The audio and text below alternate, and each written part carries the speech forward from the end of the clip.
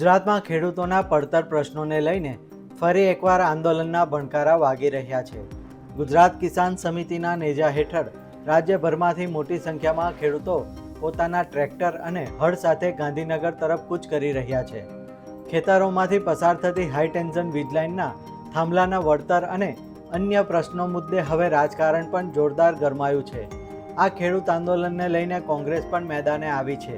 કોંગ્રેસના વરિષ્ઠ નેતા કરશન બાપુએ ભાજપ સરકાર પર તીખા શાબ્દિક પ્રહારો કર્યા છે.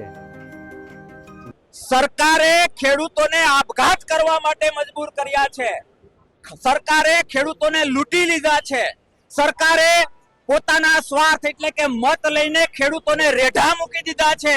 ખાતર લેવા જાઓ મોંઘું, બિયારણ લેવા જાઓ મોંઘું, મારો ખેડૂત અમે કંઈ પણ લેવા જઈએ તો મોંઘું. પણ પરસેવો પાડીને જ્યારે ખેડૂત પોતાની ઉપજ લઈને જાય છે તો ભાવ મળતા નથી.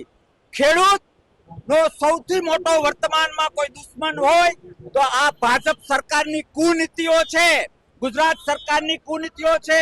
ખેડૂતોને આપઘાત કરવો પડે છે. સાહેબ, અહીંયા આવવું, ટ્રેક્ટર યાત્રા કરવી, કિસાન અધિકાર યાત્રા કરવી એ અમારો શોખ નથી.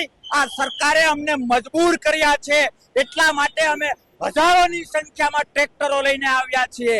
પણ તમારા માધ્યમથી આ બેરી મૂંગી હડકાયા તાંડ જેવી સરકારને હું કહેવા માંગુ છું કે સરકાર એ માવતર હોય છે, તમે કમાવતર સાબિત થયા છો. પણ આ ખેડૂતોનો નાદ, આ ખેડૂતોનો નાભીશ્વર આ સરકારનો સત્તાનો નશો ઉતારશે. તમારા માધ્યમથી આ ભાજપ ગુજરાત સરકારને હું કહેવા માંગુ છું કે ખેડૂતોની માંગણી સ્વીકારો, ખેડૂતોને પ્રેમ કરો. તમારો કંપનીઓ પ્રત્યેનો પ્રેમ તમને મુબારક, તમારા કોર્પોરેટ જગત પ્રત્યેનો પ્રેમ તમને મુબારક. પણ એ પ્રેમ ખેડૂતોના ભોગે ન હોય, એ પ્રેમ ગામડાઓ અને ખેતીના ભોગે ન હોય જે આ સરકાર કરી રહી છે. તો બીજી તરફ બનાસકાંઠાના સાંસદ ગેનીબેન ઠાકોરે ખેડૂતોના હકની રક્ષા માટે ઉગ્ર લડત આપવાની જાહેરાત કરીને સરકાર સામે ગંભીર આક્ષેપો કર્યા છે. આ સાથે જ કોંગ્રેસ પ્રદેશ અધ્યક્ષ અમિત ચાવડાએ પણ ખેડૂતોની માંગણીઓને યોગ્ય ગણાવી આગામી દિવસોમાં ઉગ્ર આંદોલનની ચીમકી ઉચ્ચારી છે. અને હું માનું છું ત્યાં સુધી ખરેખર તો આ ગાંધી અને ગુજરાતનું, આ ગાંધી અને સરદારનું આ ગુજરાત છે, જ્યાં સત્ય અને અહિંસાનો પાયો લખાણો હતો, જ્યાં અન્યાય સામે લડવાની શરૂઆત થઈ હતી. તો હું તો એમ માનું છું કે આ અન્યાય સામે લડવાની આ આઝાદીની લડાઈ કદાચ ફરીથી આ બીજી આઝાદીની લડાઈ કદાચ ગુજરાતથી ચાલુ ન થાય એની કાળજી સરકારે રાખવી જોઈએ. અને ખેડૂતોને જે એમના પ્રશ્નો છે એને વાચા આપીને ન્યાય આપવો અને એક શાંતિમય વાતાવરણમાં આંદોલન કરવા માટેની જોગવાઈ છે. અને ગાંધી ચિંધ્યા માર્ગે ચાલીને એમની જે માગણી હોય એ સરકાર સુધી પહોંચાડવા માટેની એક પોતાની સંવિધાન અધિકાર છે. પણ એ અધિકારનું પણ ક્યાંક ને ક્યાંક હનન થઈ રહ્યું છે, બંધારણનું હનન થઈ રહ્યું છે.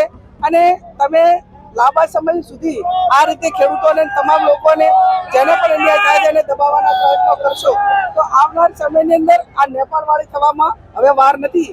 ગાંધીનગર જઈને પોતાની વાત રજૂ કરવા માટે માગણી કરી, વિગતવાર નિયમ મુજબ એની પરમિશન માંગી છે. પણ સરકાર દ્વારા, પોલીસ દ્વારા કહે છે કે ગાંધીનગરમાં આવશો તો ટાંટિયા ભાગી નાખીશું, ગાંધીનગરમાં આવશો તો જેલમાં પૂરી દઈશું. હવે આગળ જોઈએ છે કે સરકારમાં કેટલો દમ છે અને આ જગતનો તાત ખેડૂત એના ન્યાય અધિકાર માટે આખરી દમ સુધી લડવા માટે મક્કમતા સાથે ગાંધીનગર તરફ કૂચ કરી. ખેડૂતોની આ કૂચ અને સભાને પગલે પોલીસ તંત્ર પણ એલર્ટ થઈ ગયું છે. અમદાવાદના ઓગણાજ ગામની સીમમાં ખુલ્લા પ્લોટમાં આ સભાનું આયોજન કરવામાં આવ્યું છે. જે અંગે જોઈન્ટ પોલીસ કમિશનર નીરજ બળગુજરે કાયદો અને વ્યવસ્થા અંગે મોટું નિવેદન આપ્યું છે. ઓગણજ ગામની સીમમાં ખુલ્લા મેદાનમાં જે સભાનું આયોજન કરવામાં આવેલ છે એની સાથે સાથે રોડ પર પણ કરવામાં આવે છે. એના માટે પોલીસ દ્વારા બંદોબસ્ત રાખવામાં આવે છે. કોઈ પણ પ્રકારના ટ્રાફિક જામ જેને કોઈ અવરોધ ના પડે દ્વારા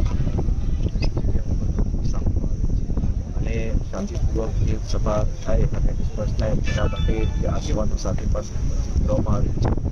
દ્વારા તૈનાત છે. એક તરફ ખેડૂતો પોતાની પડતર માંગણીઓ સાથે મક્કમ દેખાઈ રહ્યા છે, અને વિપક્ષ આ મુદ્દે આક્રમક મૂડમાં છે.